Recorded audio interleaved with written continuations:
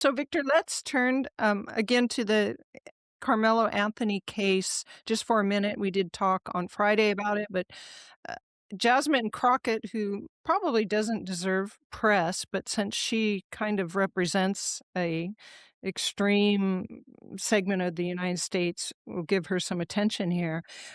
After the trial verdict and sentencing, she got on a podcast and said that the knife was not really a weapon, basically, that it was just too small and who could consider it a weapon. I think she was trying to argue with the murder charge. I don't know. She didn't actually say that. And she's a lawyer and she's such an ignoramus. She really is.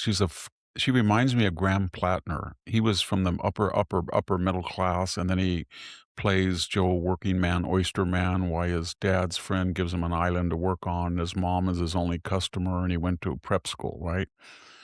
She's the same way. She grew up in an upper middle class family in the suburbs, and then she didn't develop it naturally, this inner city ghetto accent.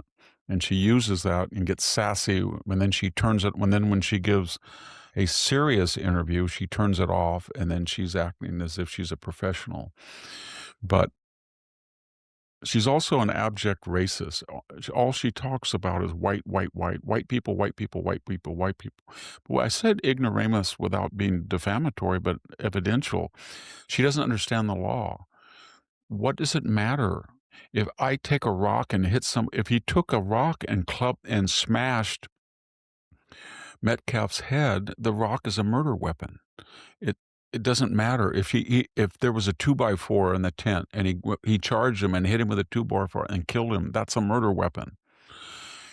The only distinction is if if it's illegal to carry a knife of a particular, then that's an accessory felony. But it doesn't matter because that's an accessory charge. The main charge is murder, and he did, and using a murder weapon. It can be a rock, it can be a 2x4, it can be a piece of steel, it can be a knife, it can be a gun.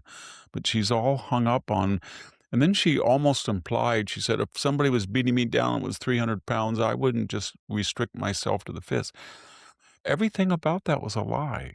He doesn't weigh 300 pounds. He weighed 35 or 40 pounds more than Carmelo, and he was about the same size. And more importantly, he didn't beat him down and knock him down. He sat there for about 15 times. He said to everybody, I'm not leaving, and what are you going to do about it?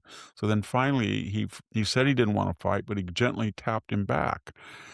That's not beating you down. So then she's suggesting that he beat him down, he weighed 300 pounds, and then he had no choice to stab him through the bone into the heart, and that she would do the same thing. That's what she was implying. And then the worst was when they unleashed those thugs that were outside the courtroom, and the family came out and they said, "We're going to urinate on your son, your brother's grave." And people on social media said, "Go check his tombstone. I've already smeared feces on." It was horrible, just pre-civilizational. And all these things. Now we hear that DeCarlos Brown is going to sue the FBI who cut our poor Iranian immigrant's throat. And we had a young kid walking near his home in Philadelphia. And what happened? Two people came up, African American young people, and they stole his phone. He asked for it back, and they shot him and killed him. Killed him right in front of his house.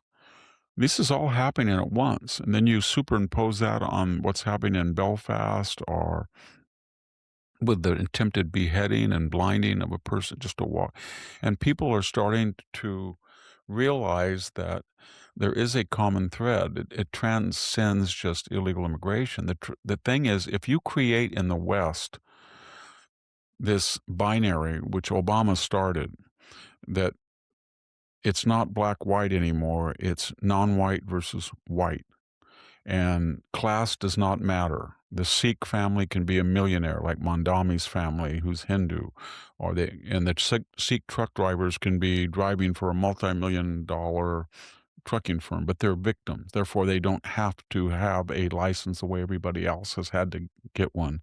But if you start saying that these people have innate grievances that have to be conceded by the majority, and you keep demonizing white, white, white, white, white, white, white, and then you add to that they can't do anything.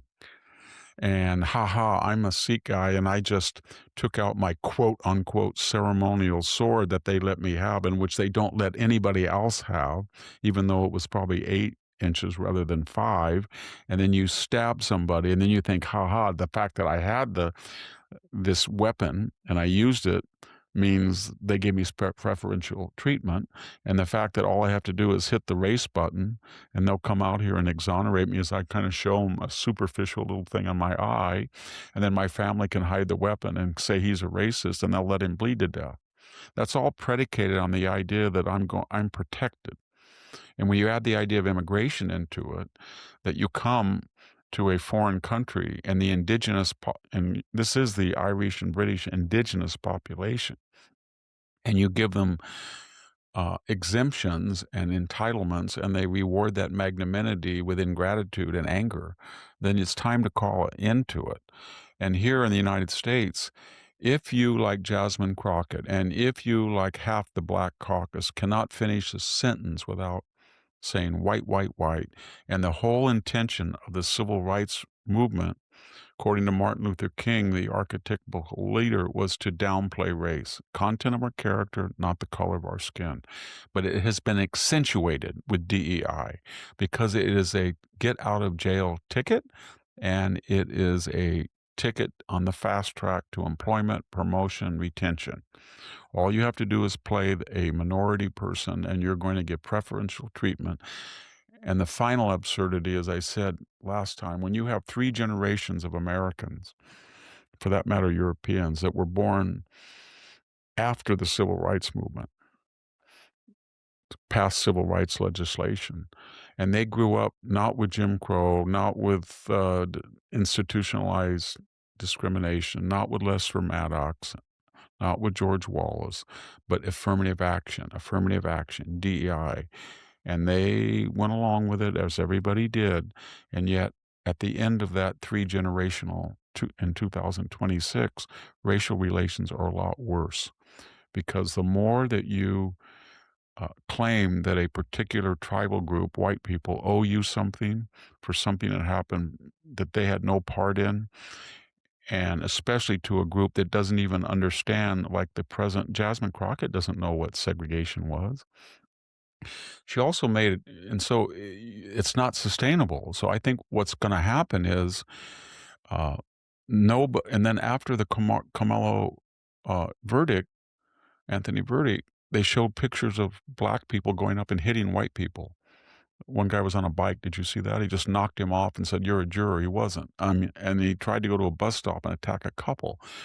That's not going to that's not going to be able, that's not sustainable because what's going to finally happen, the elite white who created this, the left-wing elite white is going to find out that they're not exempt because the people who are racist, who are attacking white people, don't care about their politics. In fact, they have contempt for the elite white because they feel they're a lot easier prey. They do not do this. They don't go down to rural Alabama and do it. They don't come out here to southern Fresno County and attack the Hispanic population or the Oklahoma diaspora. They never do that.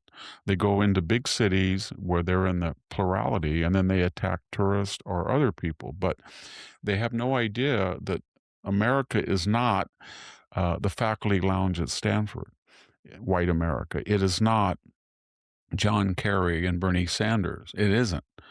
It's the deplorables, and they're not going to put up with it. And you can see what's happening in Britain. And it's tragic because when you have people like Jasmine Crockett and they're not being cross-examined, then the entire black community suffers, even though they've got brilliant people, and so they have to speak out about it. Same thing about anti-Semitism.